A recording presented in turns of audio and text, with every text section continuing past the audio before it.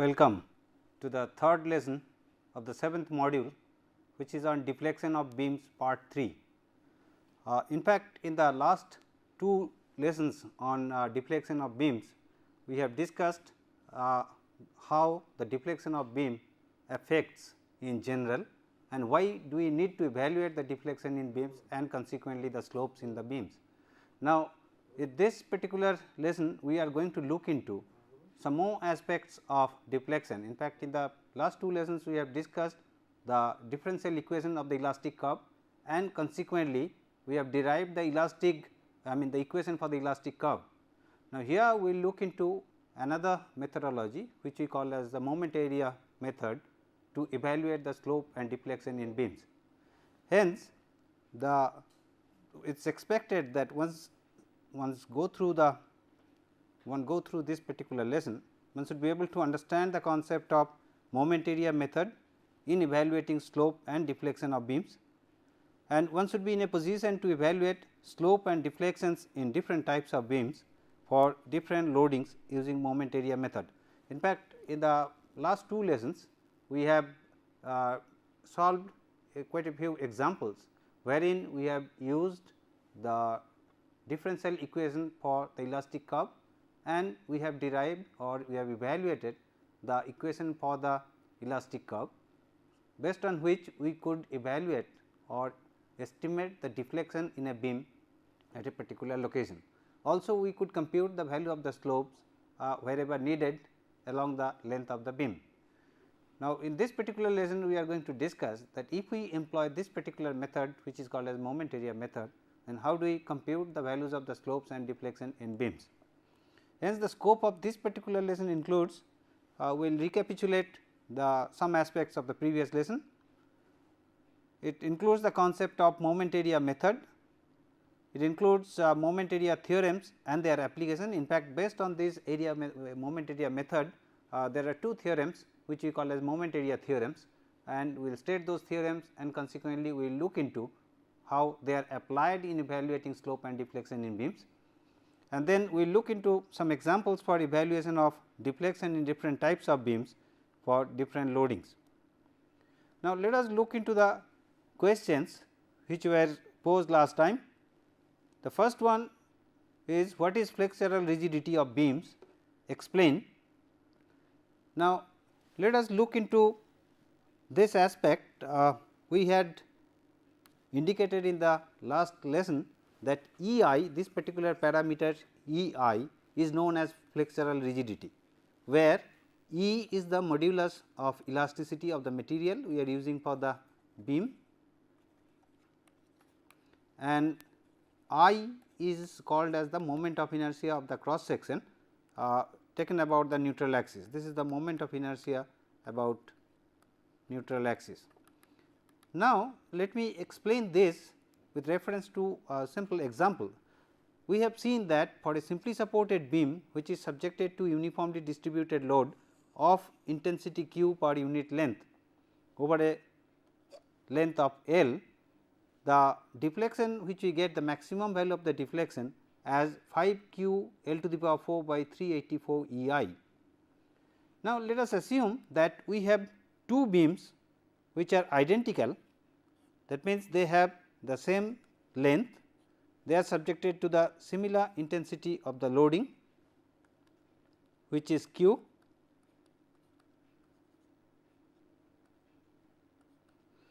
and they are made out of the same material, so that the value of E is same for both the beams. Now, the only difference between these two beams is that in this particular case we choose a cross section.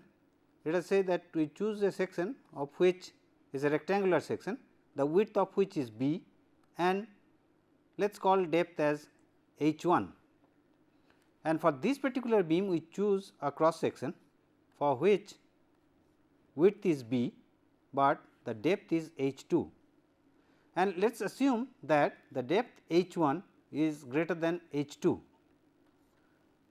Now, since all other parameter like Q, L, E they remains constant, then the parameter which is changing because of the change in the depth is I. because I for this rectangular section is equals to b h cube by 12. So, with the change in h there will be change in I, there will be change in the deflection delta. Now, physically if you look into that, if you take a beam which is having a depth larger than the other one, having other parameters constant, then larger the depth, the more the beam will have more strength, and physically given the identical situation, the larger depth of the beam will be in a position to carry more load, or in other words, if we keep the same load for both the beams, the beam which is having larger depth will deform less. So, we can call the beam which is having larger depth in comparison to the other. So, the other beam, the larger depth beam is more rigid in comparison to the other beam. Hence, the value of I, if E is constant, then E I, this parameter governs the delta, since other parameters remain constant. Now, if the value of E I is higher, then the value of delta will be less, and the vice versa. If E I becomes lower, then delta will be more, and physically that is justified. That means, if E I is larger, means for the same material, for same E, I value is more, that means it is more, the cross sectional size is more, and it is naturally going to carry more load or going to deform less, and consequently you will get less deformation, which is delta. Hence, this particular term E I in fact physically signifies that how rigid a member is, given the cross sectional parameter known to you. Hence, this particular term, since flexure as we have seen comes from the bending of the beam, which we call as a flexure as well, is a flexing of the beam, and hence this particular term E I, which defines the rigidity of the beam against this flexural action, we call E I as the flexural rigidity, and that is the significance of this flexural rigidity in computing the deflection or the slope, which we call as the deformation of the beam against lateral loading or the transverse loading.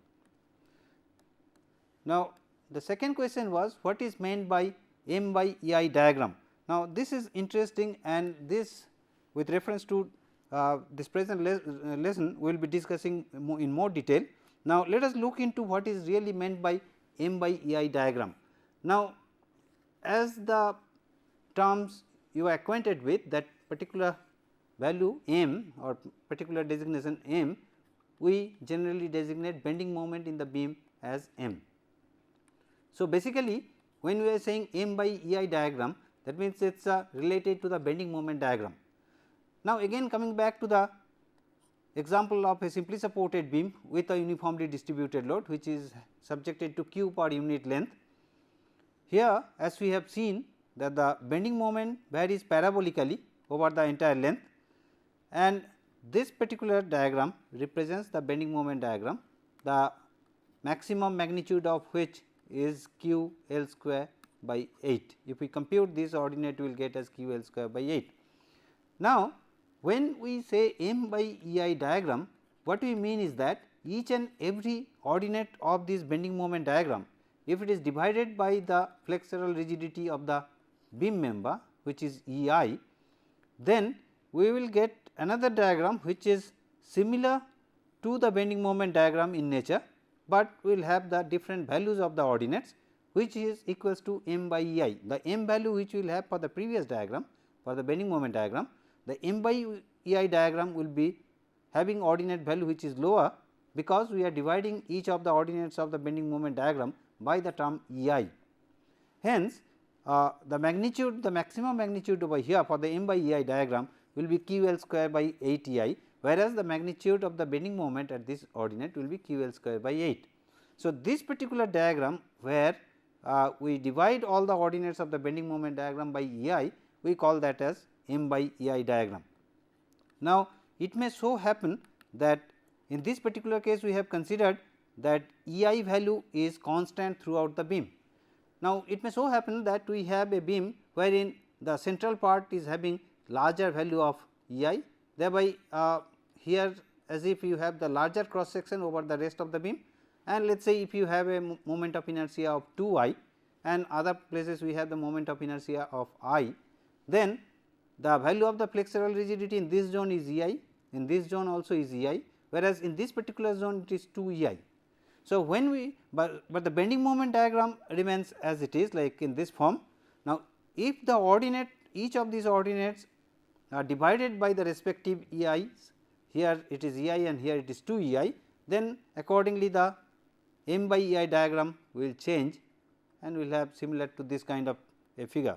That means, we will have here it is divided by E I, at this point it is divided by 2 E I, hence the value will be less, and then again it will go in this form exactly in the same orientation, and again it will come in this form. So, depending on the value of the moment of inertia and consequently the flexural rigidity E I, the m by E I diagram will change. So, this particular diagram we called as m by E I diagram, and we will see, we will make use of this m by E I diagram while discussing this moment area method for evaluating the slopes and deflection of beam, as we will go along in few minutes. Now, the last question which we had was that what is the deflection, the maximum value of the deflection of a simply supported beam which is subjected to a concentrated load at the center. Now, this particular problem or this example we have solved last time, and we have seen that if we employ the differential equation for evaluating the deflection curve or the elastic curve, which is E I d 2 y dx 2 is equals to bending moment m, then we get the expression for elastic curve y as a function of x, and there if we substitute x for L by 2, then we get the value of y, which is maximum in this particular case, because it is symmetrical with respect to the supports and with reference to the loading, and at this point if we draw the tangent to the elastic curve, this will be horizontal. Hence, this is the maximum deflection, and delta max we get as P L cube by 48 E I, where P is the concentrated load, L is the span of the beam, and the load is acting at the midway between the beam, which is at L by 2, and E I is the flexural rigidity, which is constant throughout the length of the beam. Well, then having looked into this, let us look into some aspects of this moment area theorems. Now, moment area method basically is a method for evaluating the slope and deflection for beams which are subjected to different kinds of loading. Now, in the last two lessons we have looked into that if a particular type of beam, that means it has some kind of supports, either simple support or a cantilever beam, when they are subjected to different forms of loading, either uniformly distributed load or concentrated load, we have seen how to evaluate the slope and deflection by using the differential equation for the elastic curve, and consequently by integrating the differential equation of the elastic curve after writing the expression for the bending moment, we have computed the expression for elastic curve, and based on the expression of the elastic curve we could compute the value of the deflection at different point along the length of the beam.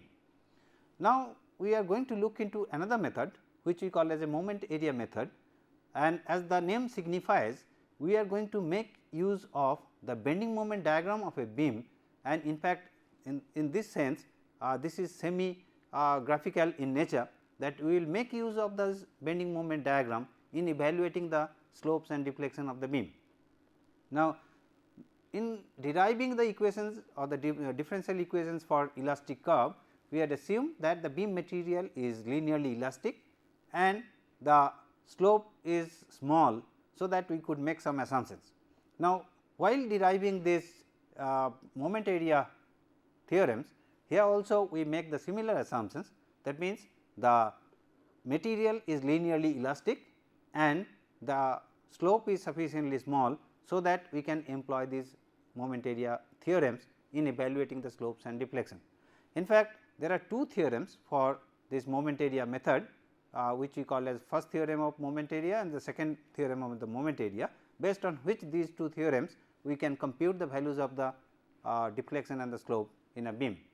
Now, the first theorem, first moment area theorem goes like this, that the angle between the tangents to the deflection curve at any 2 points on the elastic curve is equal to the area of the m by E I diagram between those 2 points.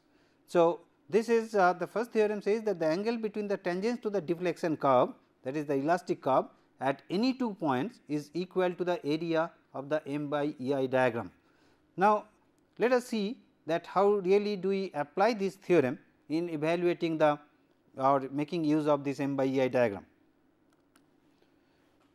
Now, in this particular figure, let us say that this is a part of the deflection curve and we choose 2 points A and B, and at point A we draw a tangent.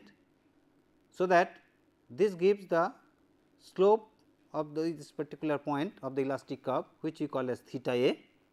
Now, if we draw a tangent at B of the elastic curve, now this particular tangent gives us the slope of this elastic curve at point B, which we have called as theta B. So, this particular angle is the difference of these two angles theta B and theta A, and this we call as theta B A, which is theta B minus theta A. Now, and this is the part of the bending moment diagram, and let us call this as now m by E I diagram. That means, the bending moment diagram has been divided by the term E I to obtain the m by E I diagram. Now, on this elastic curve or along the axis of the beam, we choose a small length d x, and on the elastic curve we choose this length as d s. Now, if we draw normal to this end of this d s, this particular length is d s, this goes to the center of curvature and rho being the radius of the curvature. Hence, let us assume that this particular segment d s forms an angle of d theta at the center. So, this length d s can be written as rho times d theta. So, d s is nothing but equals to rho d theta. Now, since this deformation is small and the slope is small, we assume that d x is equals to d s. So, in place of d s we write d x. So, rho d theta is equals to d x, or d theta by d x is equals to 1 by rho, taking this term on this side and d x on this side, d theta by d x gives us is equals to 1 by rho. Now, you have already know from the bending equation that m by I is equals to sigma by y is equals to E by rho. So, if we take the relationship between m by I and E by rho, then 1 by rho is equals to m by E I, and that is what has been used over here, that 1 by rho is equals to m by E I, and therefore, d theta by d x can be related to the m by E I, d theta d x is equals to m by E I, or in other words d theta is equals to m d x by E I. Now, if you look into this particular expression, now for this particular segment d s at the two ends, if we draw the tangent, let us say these are the two tangents, since these are the normals at the end of d s. So, and since this angle is d theta, hence this particular angle also is going to be d theta. Now, it demonstrates that the change in angle between these two ends of this segment d s, which is d theta, this is nothing but equals to the area of the strip, which is on the bending moment diagram, the area of this particular strip, the ordinate of which is m by E I and the width is d x. So, m by E I multiplied by d x is nothing but the area of the m by E I diagram over this small strip d s, and that gives us the change in angle d theta between the two ends of this particular segment.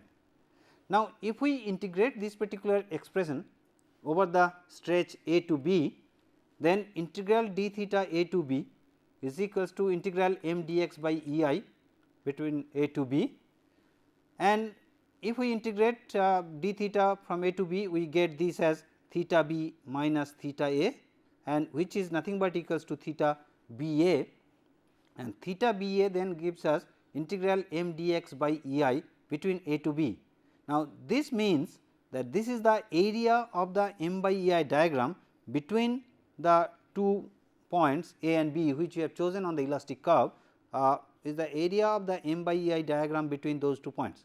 So, you see now what we are getting is that the change in slope between 2 points on the elastic curve, between 2 points as we have chosen B and E, and theta B A is the difference in slope between B and A, which is theta B A, is nothing but equal to the area of the m by E I diagram between those 2 points. So, you see this particular theorem demonstrates that if we know or we can physically plot the elastic curve of a beam, and if we are interested to find out the difference in slope between 2 points on the elastic curve, then simply if we can compute the area of the m by E I diagram between those 2 points, that will give us the value of change in slope between those 2 points.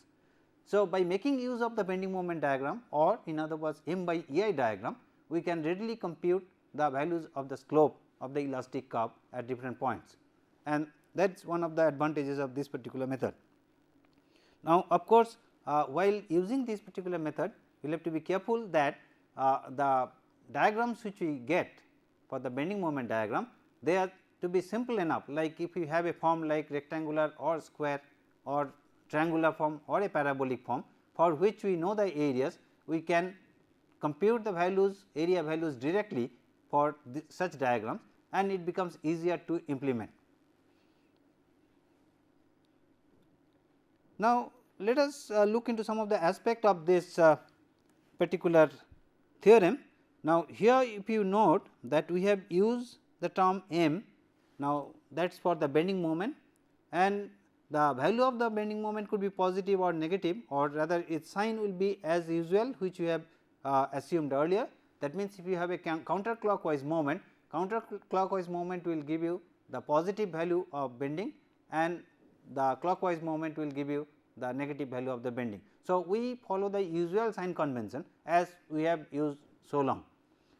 Also, now area of m by E I diagram is an algebraic quantity. That means, if we are choosing m by E I diagram between 2 points, and if it so happens, say for example, we have the m by E I diagram which goes like this, I am choosing arbitrarily. Now, if I am considering these two sections, let us say this is positive and this is negative, then depending on the sign as we have between these 2 points, we must consider these signs.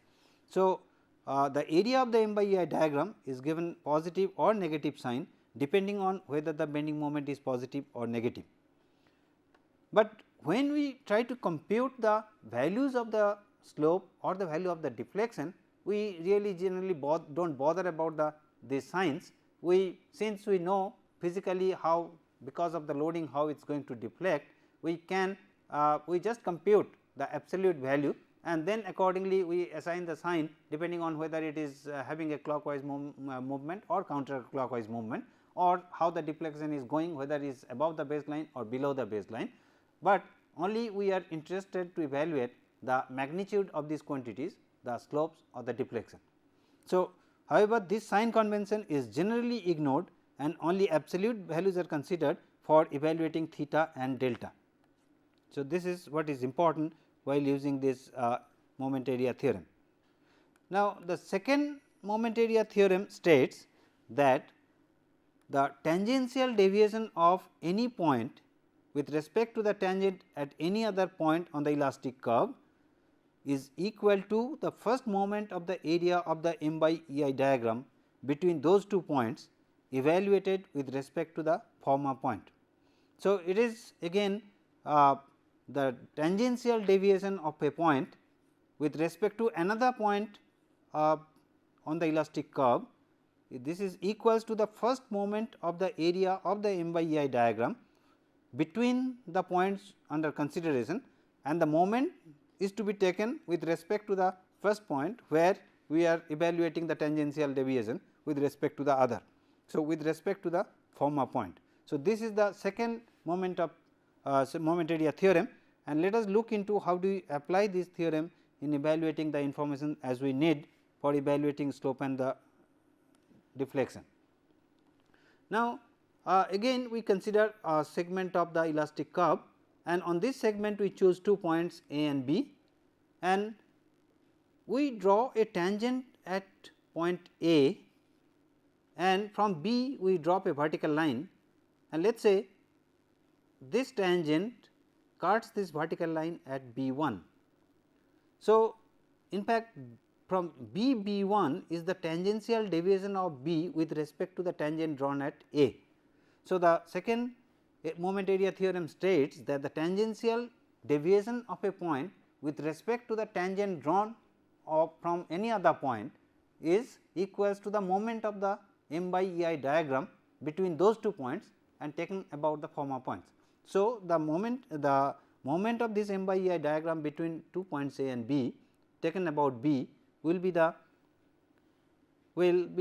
case as per this second moment area theorem. Now, let us look into this. Now, if we go exactly in the same way as we have done earlier, that means for the first moment area theorem.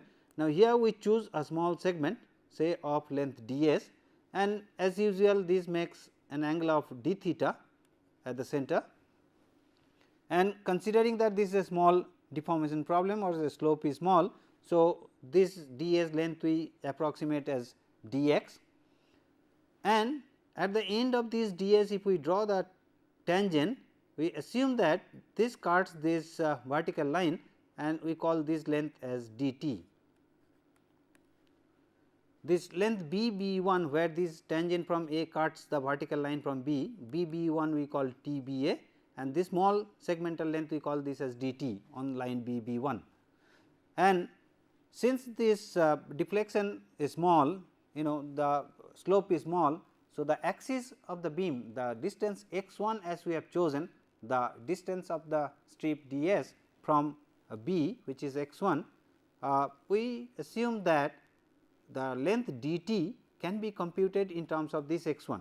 Now, as we have seen that if this angle is d theta, this angle also is d theta between the 2 tangents. So, this is d theta. Hence, if we call this length as x1, so x1 times d theta will be dt. So, this is what is written over here, the dt is equals to x1 times d theta. Now, here we have assumed that slope is small, and thereby the length x1 which is along the axis of the beam is equivalent to the tangent length which is cutting the vertical line BB1 and giving the distance dt. So, dt is equals to x1 times d theta. Now, we have seen that d theta in the previous theorem, the d theta is equals to m dx by E I. So, in place of d theta if we substitute m dx by E I, we have dt is equals to x1 times m dx by E I. So, it shows that the distance dt between the 2 ends of this segment ds is m by E I, again is the ordinate of this particular strip. Now, m by E I times dx is the area of this particular strip of length dx, and if we take the moment of this area with respect to the point B is x1 times this area, that is what is the dt. So, if we integrate that dt from A to B, which will give us eventually BB1. So, T at P minus T at B1 is equals to TBA. This is equals to x1 times integral x1 times m dx by E I between A to B. This indicates that this is the moment of the m by E I diagram between points A and B taken about the point B, and integral x1 dx basically is the m by E I is the ordinate, dx integral over the length and the distance of that. Now, this point is the CG of this particular part of the m by E I diagram, and let us call that distance as x bar. So, this area times x bar, and x bar mind that is with reference to the point B for which we are evaluating the tangential deviation, is the moment of this particular area. So, the tangential deviation of B with respect to the tangent drawn at A, which is TBA, is equals to the moment of the m by E I diagram between B and A, and the moment is taken about the point B, that is the statement of the second moment area theorem. So, now that as we have seen that we have two theorems of moment area method.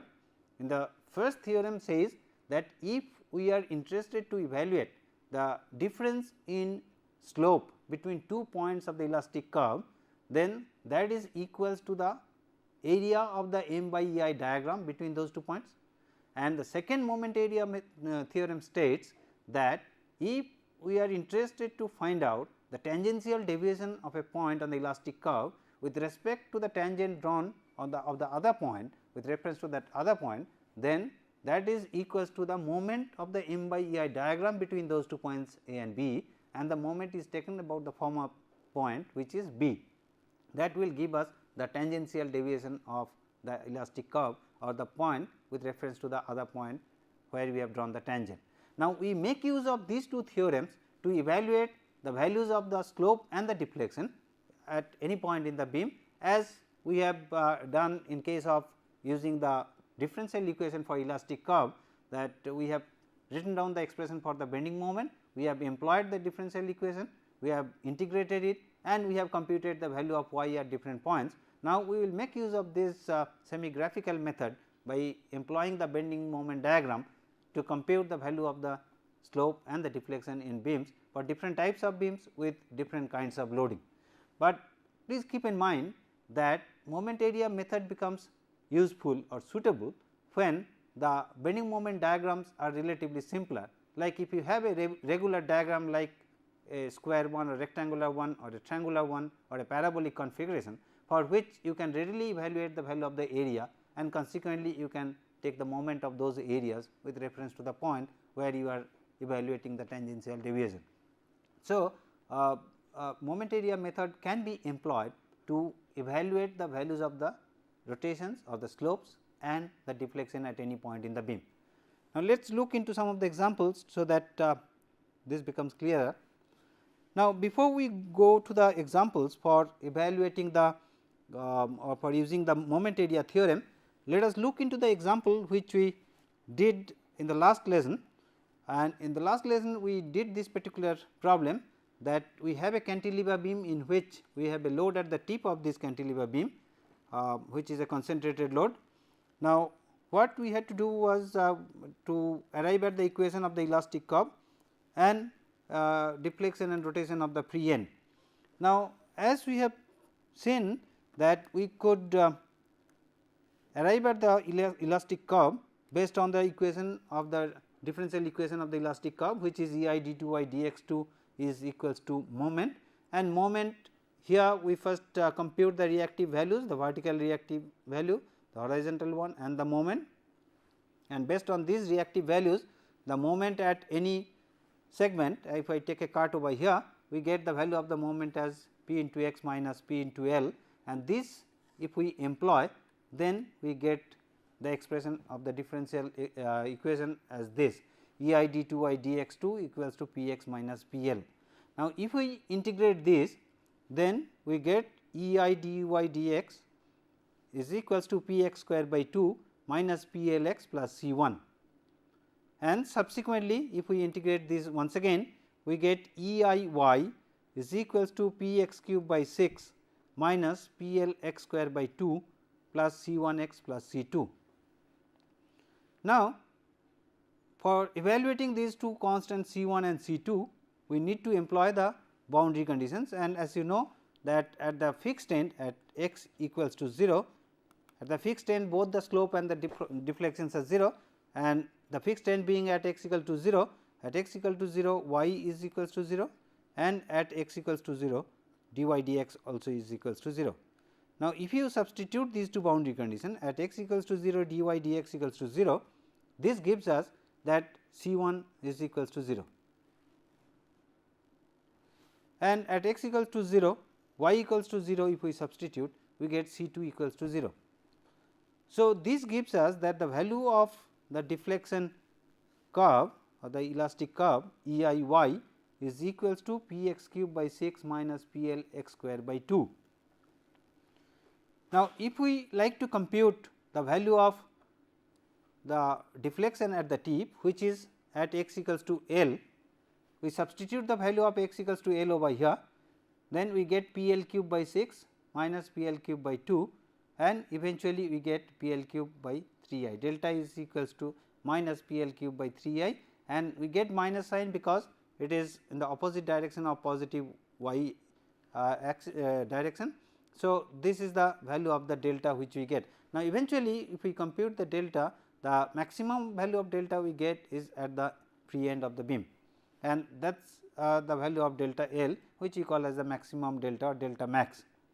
Now, when we like to compute the value of theta at L, that means if we take a tangent to this elastic curve at this particular point, then here the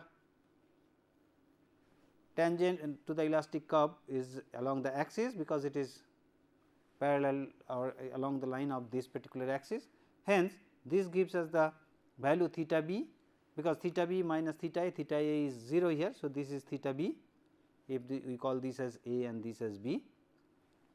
Now, the value of theta b or theta L at x equals to L, if we substitute here at dy dx, since C 1 is equals to 0. So, it will be P L square by 2 minus P L square. So, that will give us P L square by 2, and if we divide by E I, then theta is equals to P L square by 2 E I. So, this is the value of the slope of the elastic curve at the free end, and this is the value of the deflection of the free end of the beam, which is subjected to a concentrated load.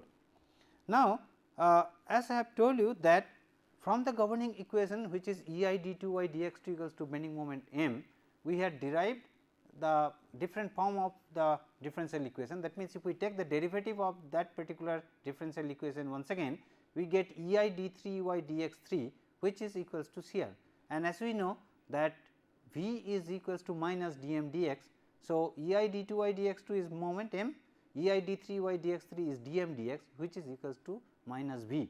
Now, we can employ this particular form of the differential equation as well, and we can get the solution again in the same form. So, if we do that, then how do we go about it? Now, let us look into that. Now, here we have computed the values of the reactive forces R and the moment m. R is equals to P. Now, if I take a cart over here, if we take a free body diagram, here you have R, you have moment, and at this cart you have the shear force V and moment m. Now, this R is equals to P. So, if we take the vertical equilibrium of the forces, then V plus P is equals to 0, or V is equals to minus P. That is the shear which we have, and that is from here to here you get the same value. Now, if we say that E I d 3 y dx 3, this is equals to minus V, this is equals to, since V equals to minus P, this is equals to P, or if we integrate this, we have E I d 2 y dx 2, this is equals to P x plus C 1. Now, at this stage, if we like to find out the value of C 1, now we see that at x equals to L, that means at the free end, the moment is equals to 0.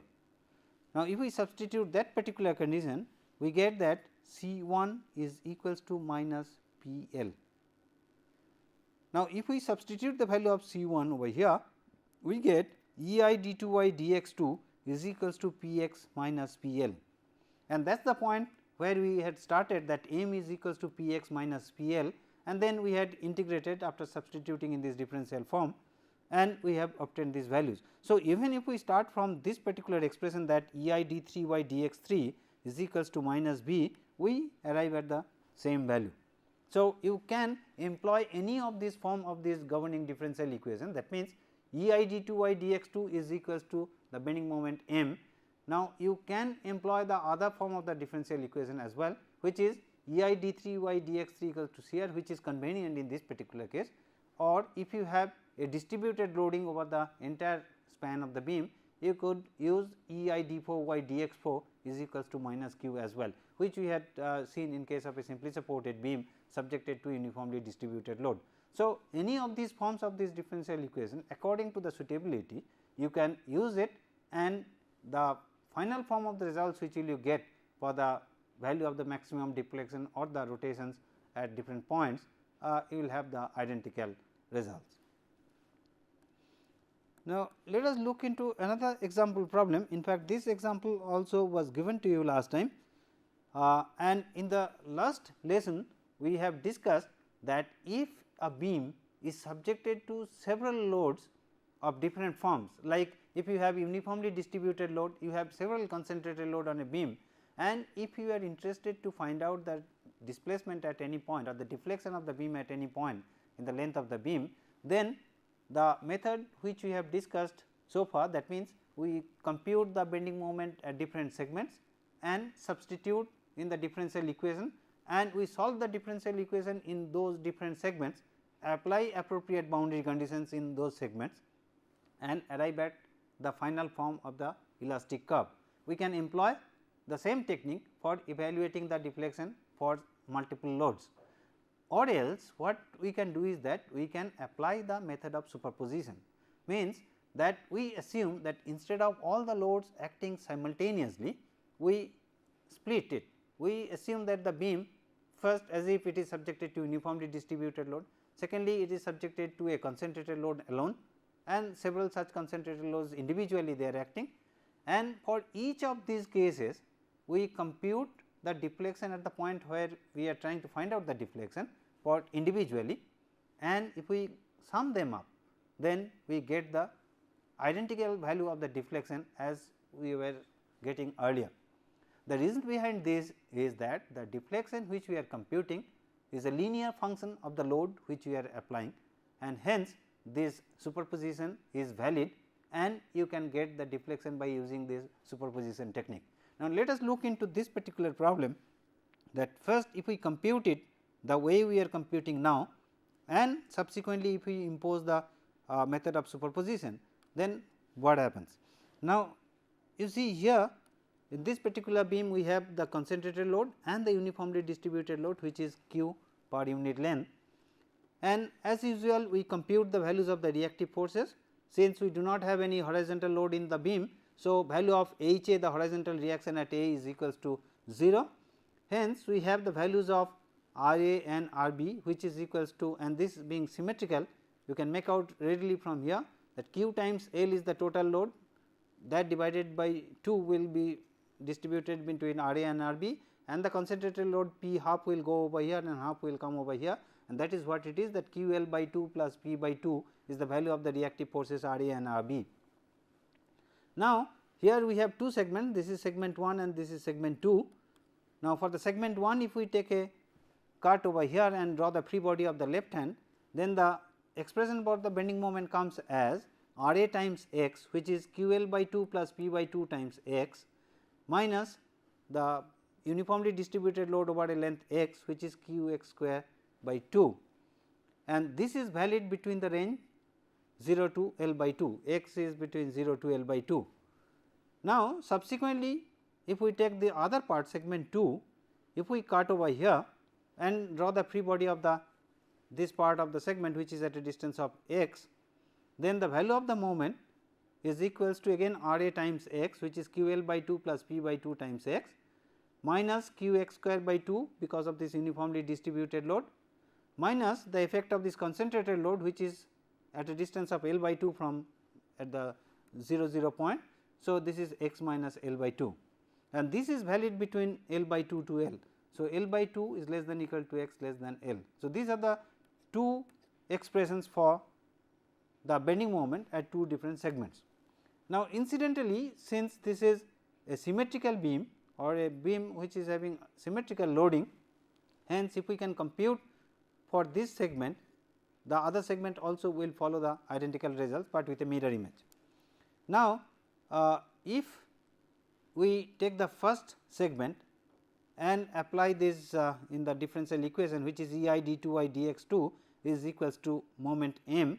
So, here Q L by 2 plus P by 2 into x minus Q x square by 2, that means we are taking the first part of it, the moment expression which is valid into the first segment, and if we integrate this, we have E I dy dx is equals to Q L by 2 plus P by 2 and x will give x square by 2 minus this is x cube by 3. So, this is q x cube by 6 plus C 1, and on further integration of this we have E I y is equals to q L by 2 plus p by 2 x cube by 6 minus q x 4 by 24 plus C 1 x plus C 2. So, this is the expression for the elastic curve, where we have the unknown boundaries C 1 and unknown constants C 1 and C 2, which are to be evaluated applying the boundary conditions. Now, since we are using only the first segment, so we should impose the boundary conditions which are valid within that first segment. Now, if you look into that at x equals to 0, that means at this particular support the deflection is 0. Also, if we draw the elastic curve as we are expecting, this is being a symmetrical beam, that means a beam subjected to a symmetrical loading. Now, if we draw the tangent to the elastic curve at this particular point at the halfway point, that becomes horizontal. That means, the value of the dy dx at x equals to L by 2 should be equals to 0. Now, if we substitute that x equals to 0, y equals to 0, we get that C 2 equals to 0, and if we substitute that at x equals to L by 2 dy dx is 0, then from this expression we can get the value of C 1, and eventually C 1 comes as at x equals to L by 2 as 3 p L square plus 2 q L cube by 48 with a minus sign. So, the value of or the expression for the elastic curve, which is E I y, is equals to q L by 2 plus p by 2 x cube by 6 from here minus q x 4 by 24 from here, and C 1 times x. So, C 1 is minus 3 p L square plus 2 q L cube by 48 times x. So, this is the expression for the elastic curve of the beam. Now, since we are interested to find out the deflection at the center, which is eventually going to be the maximum deflection, because this beam is subjected to the symmetrical loading both in terms of the uniformly distributed load as well as for the concentrated load. It is symmetrical, hence we expect that the maximum deflection will occur at the center of the beam. Now, if we compute the value of y at L by 2, this gives us a value of minus q L 4 by 384 plus p L cube by 48, and in fact, if we take E I on the other side, we get y at that point this divided by 1 by E I. Now, if we try to apply, so this is the normal way, the way we are computing the value of deflection in a beam using the differential equation for the bending. Now, if we like to employ the method of superposition, let us see what we get applying the method of superposition for this particular case. Now, here this particular beam or this particular loading on this beam can be divided into two parts. In the first part, we take the beam subjected to the load which is q per unit length, and in this particular part we consider the beam which is subjected to the concentrated load P. Now, as we have seen that when a simply supported beam subjected to a load q, uniformly distributed load q per unit length, then for that the values of the maximum deflection at the center is equals to 5 q L 4 by 384 E I, and the values of the slope at A and at B, which is theta A and theta B, is equals to q L cube by 24 E I. Now, here of course, we have not given the sign of the slope. Now, as you have noticed earlier that if you take the deflection curve, now the slope at this point is a clockwise one which is negative, and the slope at this end is anticlockwise which is positive, but the magnitude wise there this q L cube by 24 E I. Now, if we consider this particular beam where we have the beam with a concentrated load P at the center, then correspondingly we get the value of delta as P L cube by 48 E I, and correspondingly the values of the slope at A and B, at A and B, if we compute it, this is theta A and this is theta B, they are P L square by 16 E I. Again we have not used the sign, only we have taken the magnitudes of the slopes. Now, as you can see that if we combine these two deflections together. That means, since this particular beam we are analyzing and this beam is consisting of these two system of loading. So, if we compute the deflection which we have computed here and here, if we sum them up, that will give me the result for this particular case. So, total delta for this beam will be this plus this, which eventually we have seen in the previous case, and also the value of the slope will be sum of these two, which is that of this plus this. So, if from by employing this superposition technique, we can split the loading system of a beam where it is subjected to several loads, either in the form of uniformly distributed load or in the form of concentrated load. We can split the loading system in the beam in different forms or in a simpler form, and then we can compute the values of the deflection and the slope at the point where we desire, and we can sum them up to get the results for the loads which are acting simultaneously. And this is the final form of this result for this particular case, that delta max is equal, this is for the uniformly distributed load, this is for the concentrated load. So, combined effect of this is the value for delta max over here. Theta at A is the effect of the uniformly distributed load and concentrated load, again theta at B is the effect of uniformly distributed load and concentrated load, again these are with the magnitudes, but not with the sign. Now, we have another example problem. Now, here we use the moment area method. In fact, this particular problem we have already solved to find out the slope and deflection of the free end. Now, we employ moment area theorem, so that we can compute the values and check whether they are coming the same. Now, when we employ the, when we like to find out the delta, the deformation of this, that means, if we draw a tangent to the elastic curve at this and if we drop a perpendicular. So, this is the distance which is delta max, or which we call as Tb. Now, so and also we are interested to find out the slope of this particular beam at this free end. If we draw a tangent over here, if we draw the tangent over here, this slope is 0. So, the difference between these two slope is theta b again. Now, as per the moment area first theorem, that if we are interested to find out the change in slope between these 2 points, it should be equal to the m by ei diagram between these 2 points, and that is what is considered over here. The bending moment diagram for the cantilever beam subjected to this tip load P will be P L by E I is the magnitude over here, and then gradually it will be coming to 0 linearly. So, we will have a triangular configuration for the m by E I diagram. Now, if we take the area of the m by E I diagram between these 2 points between A and B, which is half times P L by E I times length, that will give us the change in slope between these 2 points, which is equals to theta b, and that is equals to P L square by twice E I.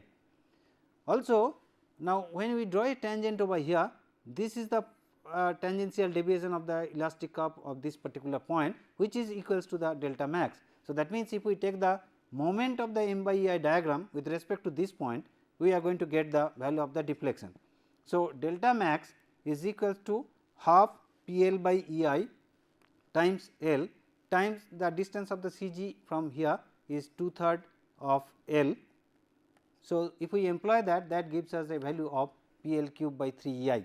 So, these are the values which we have obtained earlier by employing differential equation. We can make use of this moment area theorem as well to get the values of the slope and the deflection. Well, we have another example problem. We will have to employ the moment area theorem to find out the slope and deflection of this particular beam, and this problem is set for you. We will discuss in the next class. Now, to summarize then, in this particular lesson we have included the recapitulation of previous lesson. We have looked into the moment area theorems. We have evaluated slope and deflection of beams using moment area method. Also, we have demonstrated some examples to evaluate slope and deflection of different types of beams for different loadings. Now, these are the questions set for you. What is the method of superposition? What is the use of moment area method? And what is the value of end rotations in a simply supported beam subjected to concentrated load P at the center of the beam? Now, answers for this will be given in the next lesson. Thank you.